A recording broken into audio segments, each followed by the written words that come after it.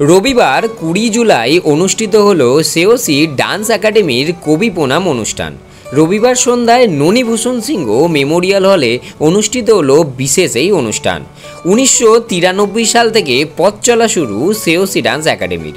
বর্তমান ছাত্রছাত্রীর সংখ্যা প্রায় ৭০ জন। কর্ণধার জানান, প্রত্যেক বছরই কবিগুরু রবীন্দ্রনাথ ঠাকুরের জন্মদিন ও মৃত্যুদিনের সময়ের মধ্যেই যে কোনো একটি দিন আমরা কবি প্রণাম অনুষ্ঠান করে আসছি। আজকে এই সন্ধ্যায় আমরা নৃত্যনাট্য সন্ধ্যা হিসেবেই ভেবেছিলাম, সেরকমই আমরা এবারে অনুষ্ঠান কর্মসূচি রেখেছি। একাডেমির সকল ছাত্রছাত্রীরাও বেজায় খুশি এই অনুষ্ঠানে যোগদান করতে পেরে। অনুষ্ঠান দেখতে ভিড় জমিয়েছিলেন বহু সাধারণ মানুষ। পারফর্ম করে তো খুবই ভালো লাগছে। এত বছর ধরে এখানে আমরা সবাই নাচ শিখছি, অলমোস্ট ইটস অ্যাবাউট 17-18 ইয়ার্স। তো খুবই ভালো এক্সপিরিয়েন্স। আর অনেক বছর বাদে রবীন্দ্রনাথ ঠাকুরের উপর কিছু করলাম আমরা, ভীষণই আপ্লুত থেকে। আমরা সবাই প্রায় 3.5 বছর থেকে সবাই নাচ করছি। তো এখনো আমরা করবো, হয়তো ভবিষ্যতে ছাড়বো না।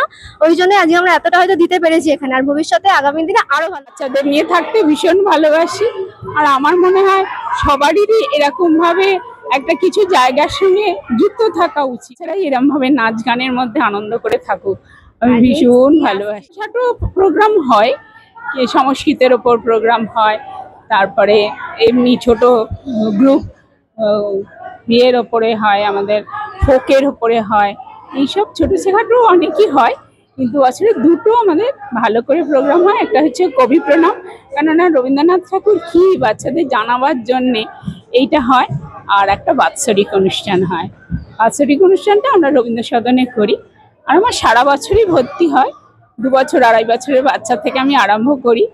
এখন পিএইচডি করছে, ডাক্তার হয়েছে, তারপরে MBA MCA চাকরি করছে, সবাই আসে, এখনো তারা আমাদের সঙ্গে যুক্ত। এটাই আমার কাছে সবচেয়ে আনন্দের। তখন আমি একদম ছোট, একদম ছোট। আমার মায়ের স্কুল এটা অ্যাকচুয়ালি।